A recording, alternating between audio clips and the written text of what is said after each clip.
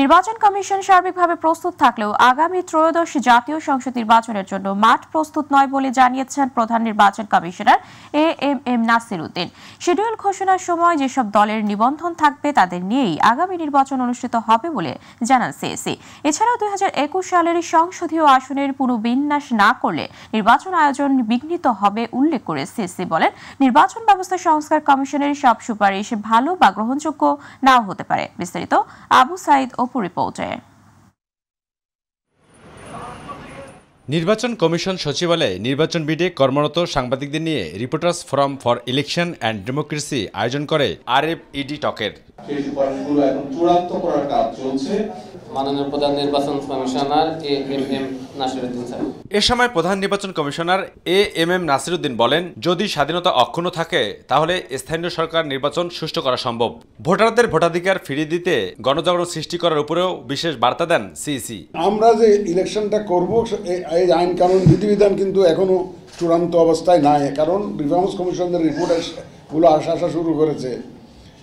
এখন এদের মধ্যে কতটুকু গ্রহণযোগ্য হয়, কতটুকু ইনকর্পোরেট করতে হবে, বিভিন্ন বিধিবিধানের মধ্যে ইনকর্পোরেট করতে হবে, এটা আমরা we are not still sure about it. CEC বলেন, জাতীয় সংসদ নির্বাচনের আগে তড়িঘড়ি করে স্থানীয় সরকার নির্বাচন আয়োজন করলে নির্বাচন কমিশন প্রশ্নবিদ্ধ হবে, আর নির্বাচনের জন্য জটিল আইনি বাধা দূর করতে হবে। শিডিউল ঘোষণার সময় যেসব দলের নিবন্ধন থাকবে তাদের নিয়ে নির্বাচন হবে বলেও জানান সিইসি। মাননীয় প্রধান উপদেষ্টা বলেছেন যে উইথ মিনিমাম রিফর্মস ডিসেম্বর, আর যদি বেশি করে রিফর্ম করতে হয় জুন। আমরা এই টাইম ফ্রেমটা নিয়ে কাজ করছি। যদি এই টাইম ফ্রেমটা মেনটেন করতে গেলে আমার কিছু রিকোয়ারমেন্টস আছে। এই রিকোয়ারমেন্টটা হচ্ছে যে আমাকে রুলস অফ দি গেমসটা ফিক্স করতে হবে, আমার জন্য মাঠটা ক্লিন থাকতে হবে।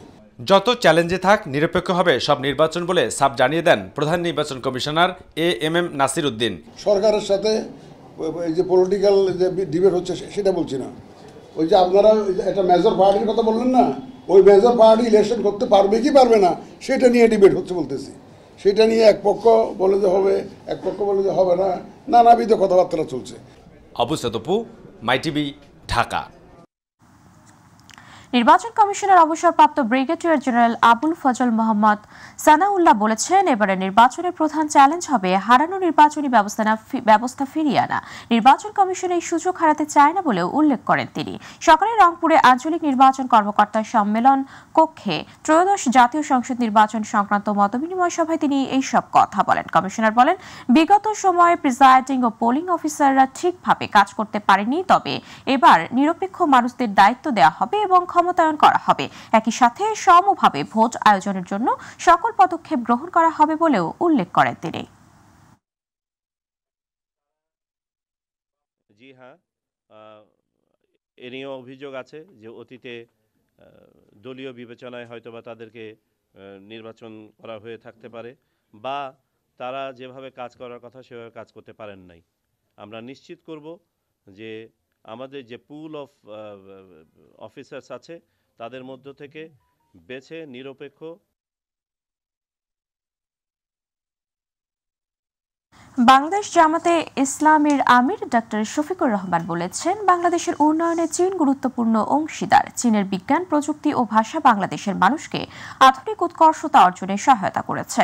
সকালে গাজীপুরের কালিয়াকৈর শফিপুর ওয়ামি পার্লামেন্ট ক্যাম্প মাঠ প্রাঙ্গণে চায়না লং লিভ ফ্রেন্ডশিপের আয়োজনে 1000 দুস্থ ও অসহায় দরিদ্র পরিবারের মাঝে শীত বস্ত্র ও খাদ্য সামগ্রী বিতরণ শেষে এসব কথা বলেন। তিনি আরও বলেন, চীনের কাছ থেকে চাওয়া পাওয়ার অনেক কিছু রয়েছে জানিয়ে জামাতের আমির বলেন, চীন ও জামাতে ইসলামী মানুষদের পাশে ছিল, পাশে রয়েছে এবং পাশে থাকবে।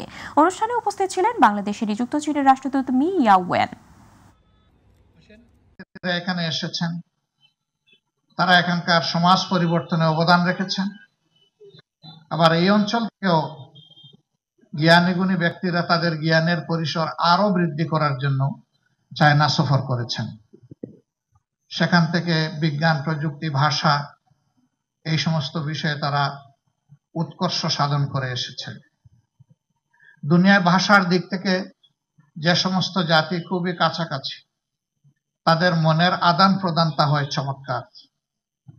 আমরা চাই যে চীনের সাথে আমাদের ভাষাগত এই বন্ধন আরো সুদৃঢ় হোক। নির্বাচন ব্যতীত অন্য কোনো পথ অবলম্বন করলে অতীতের মতো ছিটকে পড়ার আশঙ্কা রয়েছে বলে মন্তব্য করেছেন বিএনপির স্থায়ী কমিটির সদস্য আমির খসরু মাহমুদ চৌধুরী। তিনি বলেন, নিরপেক্ষতা নিয়ে যদি প্রশ্ন ওঠে তবে গত 15 বছরই সাধারণ মানুষের রক্তত্যাগের প্রতি বেইমানি করা হবে। এদিকে নতুন রাজনৈতিক দল গঠন করতে চাইলে সরকার থেকে বের হয়ে তা করার পরামর্শ দিয়েছেন স্থায়ী কমিটির অপর সদস্য হাফিজ উদ্দিন আহমেদ। রাজধানীতে আলাদা অনুষ্ঠানে তারা এইসব কথা বলেন। ইউসুফ আলীর রিপোর্ট। জাতীয় প্রেস ক্লাবে গণতন্ত্র প্রতিষ্ঠায় জিয়াউর রহমানের ভূমিকা শীর্ষক আলোচনা সভার আয়োজন করে ন্যাশনাল পিপলস পার্টি ও জাতীয়তাবাদী সমমনা জোটের পক্ষ থেকে। সবাই বিএনপির স্থায়ী কমিটির সদস্য আমির খসরু মাহমুদ চৌধুরী বলেন, যত দ্রুত নির্বাচন হবে গণতন্ত্রের পথ ততই প্রশস্ত হবে। নিরপেক্ষতা নিয়ে যদি প্রশ্ন জাগে তাহলে সেটা হবে এই আন্দোলনের, এই ত্যাগের, এই 15 বছর ত্যাগের যে রক্ত দিয়েছে, প্রাণ দিয়েছে, তাদের প্রতি বেইমানি করা হবে। যেই সরকারই হোক নিরপেক্ষতার মাধ্যমে বাংলাদেশের মানুষের মালিকানা ফিরিয়ে দেবে, তার ভোটাধিকার ফিরিয়ে দেবে। ফিল্টারেশনটা এর মাধ্যমে করতে হবে। আর কোনো দ্বিতীয় পথ এখানে নাই। কেউ যদি দ্বিতীয় পথ বেছে নিতে চায় জনগণকে বাইরে রেখে, কোনো গোষ্ঠী, ব্যক্তি, দল, সেটা বাংলাদেশের জনগণ গ্রহণ করবে না। এবং সেটা হওয়াটা আমার কাছে স্বাভাবিকভাবে গ্রহণযোগ্য কারো কাছে হবে, এটা বিশ্বাস করার কোনো কারণ নাই। আর কেউ করতে চাইলে তারা সেটা বড় ভুল করবে। যারাই করতে চেয়েছে তারা কিন্তু কেউ টিকে থাকে না, তাদেরকে জনগণ প্রত্যাখ্যান করবে। ঢাকা রিপোর্টার্স ইউনিটিতে অপর আলোচনা সভায় বিএনপির স্থায়ী কমিটির সদস্য অবসরপ্রাপ্ত মেজর হাফিজ উদ্দিন আহমেদ বলেন, শিক্ষার্থীদের মাথায় রাজনৈতিক চিন্তা ঢুকিয়ে ফেসিবাদকে সুযোগ দেয়া যাবে না। আমরা সকল রাজনৈতিক দলের মধ্যে ঐক্য চাই। বিশেষ করে ছাত্র জনতার সাথে রাজনৈতিক দলসমূহের ঐক্য অত্যন্ত প্রয়োজন। আশা করি এই ঐক্যের পথে আপনারা কেউ বিভেদের প্রাচীর তুলে দেবেন না, কিংস পার্টি গঠন করবেন না। যারা রাজনীতি করতে চায় এই সরকার থেকে পদত্যাগ করে বাইরে গিয়ে তারা সরকার গড়ে তুলুক। তারা যখন এত কিছুই পারে, শেখ হাসিনার মতো দুঃশাসনের নেত্রীকে যখন বিদায় করতে পারে তারা, তাহলে আগামী দিনে জনগণ তাদেরকে নিশ্চয়ই হয়তো ভোট দিবে, এই আশায় থাকতে পারেন। Let there be level playing field. Yusuf Ali, my TV, Dhaka. July August গণহত্যা মামলায় র্যাবের সাবেক মহাপরিচালক হারুনুর রশিদের বিরুদ্ধে গ্রেপ্তারি পরোয়ানা জারি করেছেন আন্তর্জাতিক অপরাধ ট্রাইব্যুনাল। রোববার এই পরোয়ানা জারি করা হয়। এদিকে 5 আগস্ট বৈষম্য বিরোধী আন্দোলন চলাকালে আশুলিয়ায় 6 জনের মরদেহ পোড়ানোর মামলায় 2 সাবেক পুলিশ সদস্যকে আন্তর্জাতিক অপরাধ ট্রাইব্যুনালে হাজির করা হয়েছে। তারা হলেন SI আব্দুল মালেক ও কনস্টেবল মুকুল চোকদার। গুলি করে হত্যার পর লাশ পুড়িয়ে ফেলার ঘটনায় সরাসরি সম্পৃক্ত থাকার অভিযোগ রয়েছে তাদের বিরুদ্ধে। ব্যবসায়ী নাসির উদ্দিন মাহমুদের করা হত্যা চেষ্টা মামলায় চিত্রনায়িকা পরিমণির বিরুদ্ধে অভিযোগ গঠন করে বিচার শুরুর আদেশ দিয়েছেন আদালত। একই সঙ্গে তার বিরুদ্ধে গ্রেপ্তারি পরোয়ানা জারি করা হয়েছে। সকালে ঢাকার চিফ জুডিশিয়াল ম্যাজিস্ট্রেট আদালত তার সময় আবেদন নামঞ্জুর করে এই পরোয়ানা জারি করেন। গত বছরের এপ্রিলে ঢাকার senior judicial magistrate M Saiful ইসলামের আদালতে গ্রেপ্তারি পরোয়ানা জারির আবেদন করেন বাদী পক্ষের আইনজীবী আবুল কালাম মোহাম্মদ সোহেল। সে সময় মামলার তদন্ত কর্মকর্তা পিবিআই ঢাকা জেলার পরিদর্শক মোহাম্মদ মনির হোসেন ঢাকার চিফ জুডিশিয়াল ম্যাজিস্ট্রেট আদালতে তদন্ত প্রতিবেদন দাখিল করেন। প্রতিবেদনে আসামি পরিমণি ও তার costume designer Junaid Baghdadi Jimmy ওরফে জিমের বিরুদ্ধে বাদীকে মারধর ও ভয়ভীতি দেখানোর অভিযোগের সত্যতা পাওয়া গেছে বলে উল্লেখ করা হয়।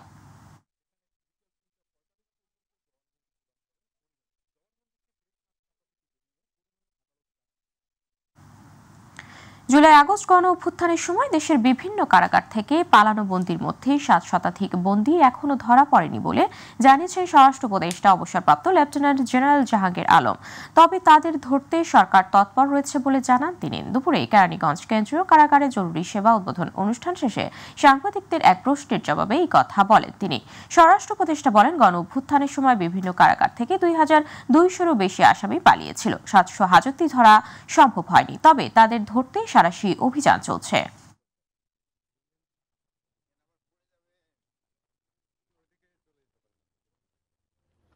চিন্তায় চাঁদাবাজি হচ্ছে এবং যারা করতেছে তারা ধরাও পড়তেছে, আবার ছাড়া পাওয়ার পরে আবার তারাও আবার এর ভিতরে করতেছে।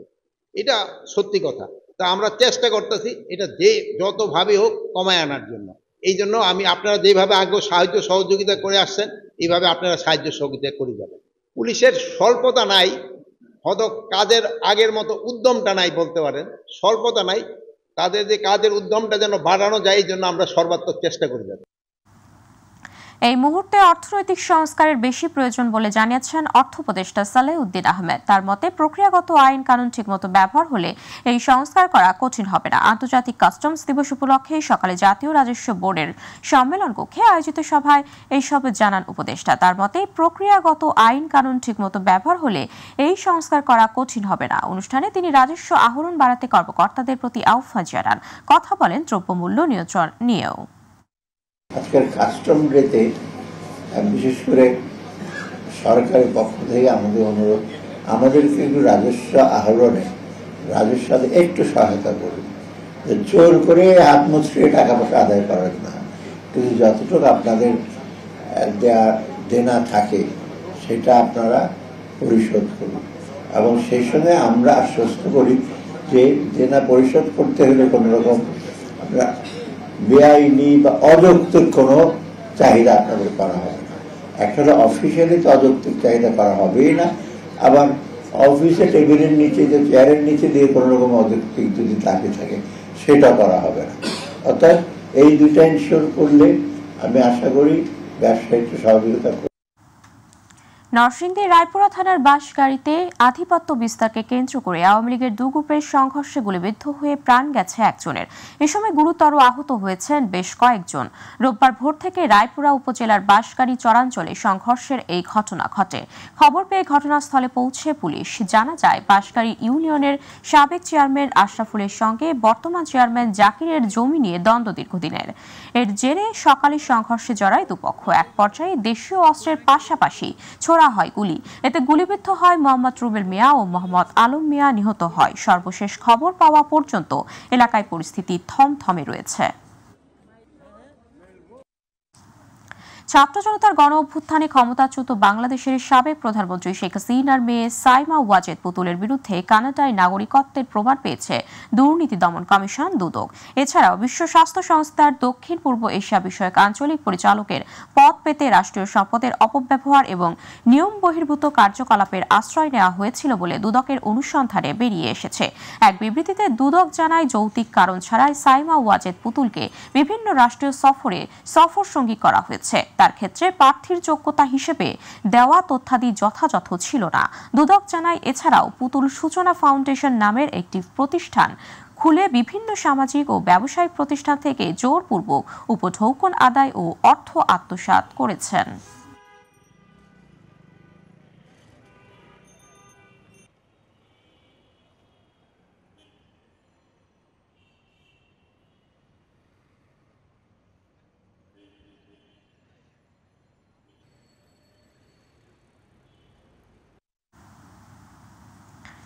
বিশ্ব স্বাস্থ্য সংস্থায় সাইমা ওয়াজেদ পুতুলের নিয়োগ বিতর্ক নিয়ে প্রতিবেদন প্রকাশ করেছে চিকিৎসা বিজ্ঞান বিষয়ক জার্নাল দ্য ল্যান্সেট। এতে ভাবমূর্তির সংকটে পড়েছে জাতিসংঘের এই অন্যতম প্রতিষ্ঠানটি। ল্যান্সেটের প্রতিবেদনে দুর্নীতির মাধ্যমে সাইমা ওয়াজেদের পদ অর্জনের অভিযোগে দুদকের তদন্তের বিষয়টি উঠে এসেছে। অভিযোগ রয়েছে পুতুলের পদ নিশ্চিতে ক্ষমতায় অপব্যবহার করেছেন তার মা এবং সাবেক প্রধানমন্ত্রী শেখ হাসিনা। এক চিঠিতে পুতুলের বিরুদ্ধে আর্থিক অসদাচরণ এবং রাজনৈতিক প্রভাব ব্যবহারের অভিযোগ তুলে ধরেছে দুদক।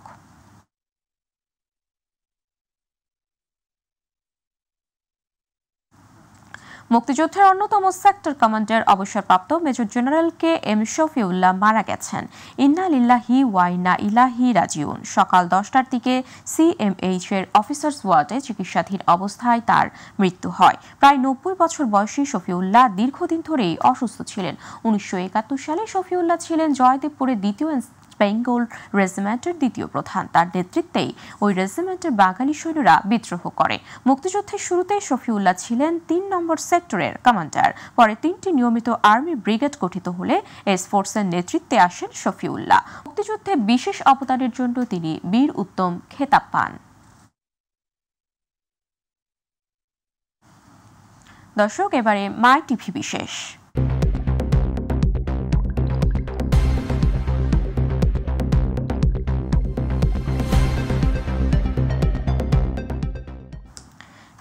শুধুমাত্র পোশাক পরিবর্তনই নয়, আইন শৃঙ্খলা বাহিনীর সংস্কারে সার্বিক পদক্ষেপ নিতে হবে বলে মনে করেন বিশেষজ্ঞরা, যাতে আর কখনো তারা রাজনৈতিক হাতিয়ারে পরিবর্তন না হয়। পোশাক পরিবর্তনের সাথে এই বাহিনীগুলোর মানসিকতার ও জরুরি বলে মত তাদের।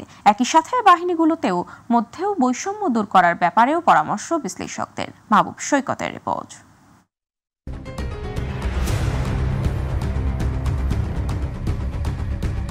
অপেশাদার আচরণের কারণে আইন শৃঙ্খলায় নিয়োজিত বাহিনীগুলো আলোচনা সমালোচনায় ছিল বরাবরই।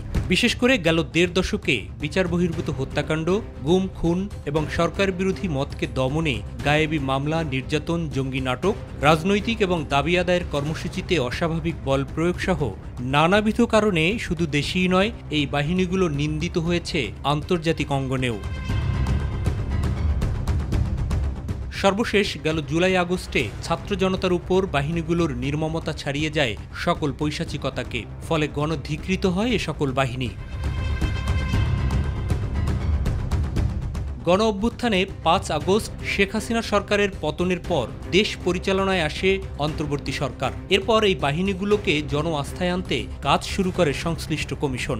বিশেষজ্ঞ, সাধারণ মানুষ এবং কর্মরতদের অভিপ্রায় অনুযায়ী সংস্কারের প্রথম ধাপ বাস্তবায়নে পুলিশ, র্যাব এবং আনসারের পোশাক পরিবর্তনের সিদ্ধান্ত আসে। এই পোশাক পরে তারা হত্যা, গুম, খুন এসবের সাথে জড়িত ছিল। যেই পোশাক ৫ই আগস্টের পূর্বে পুলিশ পরিধান করেছিল, সেই পোশাকের প্রতি সাধারণ জনগণের একটা তীব্র ঘৃণা এবং এক ধরনের অসন্তোষ কিন্তু রয়েছে। পোশাক পরিহিত পুলিশের কাছে যেতে তাদের কিন্তু সেই অবিশ্বাস, সেই ট্রমা এগুলো কিন্তু ফিরে আসে। পোশাক পরিবর্তনটাকে আমরা দেখছি যে এটা একটা পরিবর্তনের প্রাথমিক একটা পদক্ষেপ। তবে নিজেদের কার্যকলাপ যদি পরিবর্তন না করে, তাহলে পোশাক পরিবর্তন করে খুব বেশি কাজে আসবে না বলে মত বিশেষজ্ঞদের। এই পোশাক যেহেতু তাদেরকে নানাভাবে লাঞ্ছিত করেছে, অপমান করেছে, তারা যেহেতু নানাভাবে স্টিগমাটাইজড হয়েছে, তো পরিবর্তিত পোশাক তাদেরকে এই পোশাকের আবর্জনা ঝেড়ে ফেলে নতুন করে শুরুর কিন্তু একটা বার্তা দেবে। আর মানসিকতার যদি পরিবর্তন না করতে পারি আমরা, তাহলে যতই আমরা বাহিনীর এই ড্রেস বারবার করে পরিবর্তন করি, এটা কিন্তু ঘুরে ফিরে আবার সেই একই জায়গায় চলে যাবে। আমাদের এই বাহিনীর যে মানসিক যে চিন্তা, চেতনা, এটাকে পরিবর্তন করতে হবে। সংস্কারের মধ্যে বাহিনীগুলোর চাকুরি বিধি, অভ্যন্তরীণ বৈষম্যের অবসানও জরুরি বলে মনে করেন বিশ্লেষকরা। বৈষম্য তো আছে, ফাঁড়িগুলোতে মনে করেন যারা দায়িত্ব পালন করে তাদের বসার জায়গা নেই, তারপরে রাত্রি যাপনের ওইরকম জায়গা নেই, তো মশা, মাছি, ময়লা, আবর্জনা, দুর্গন্ধ এর মধ্য থেকে তারা দায়িত্ব পালন করে। এরা কিন্তু মাঠ পর্যায়ে পুলিশ সদস্যরা বা বাহিনীর সদস্যরা তাদের দায়িত্ব পালন করবে, তেমনিভাবে সাধারণ জনগণ তাদেরও কিন্তু দায়িত্ব জায়গা রয়েছে। তারা কিভাবে আপনার আইন শৃঙ্খলা বাহিনীর সাথে আচরণ করবে, সেটাও কিন্তু একটা সম্যক ধারণার বিষয়। পুলিশ, র্যাব, আনসার সহ আইন শৃঙ্খলায় নিয়োজিত বাহিনীগুলোকে জনবান্ধব করতে সর্বোপরি রাজনৈতিক সদিচ্ছার বিকল্প নেই বলেও মনে করেন বিশেষজ্ঞরা। প্রতিটি সময় আমরা দেখেছি যে রাজনৈতিক বিবেচনাতেই আসলে পোস্টিং হয়েছে, রাজনৈতিক বিবেচনাতেই প্রমোশন হয়েছে, অনেকে ভুক্তভোগী হচ্ছে। তো এই জিনিসগুলো কিন্তু বাহিনীর মধ্যে একটা মেসেজ দেয় যে আসলে যোগ্যতা দিয়ে অ্যাচিভ করা যাচ্ছে না, তখন তারা কিন্তু অল্টারনেটিভ এই কাজগুলো করে। যারা নীতি নির্ধারক আছি, আমরাই মূলত দায়ী। আমরাই সুযোগ করে দিচ্ছি পুলিশকে ঘুষ খাওয়ার। এখনো তো মানুষ থানায় গিয়ে হয়রানির শিকার হচ্ছে। মাহবুব সৈকত, মাইটিভি, ঢাকা।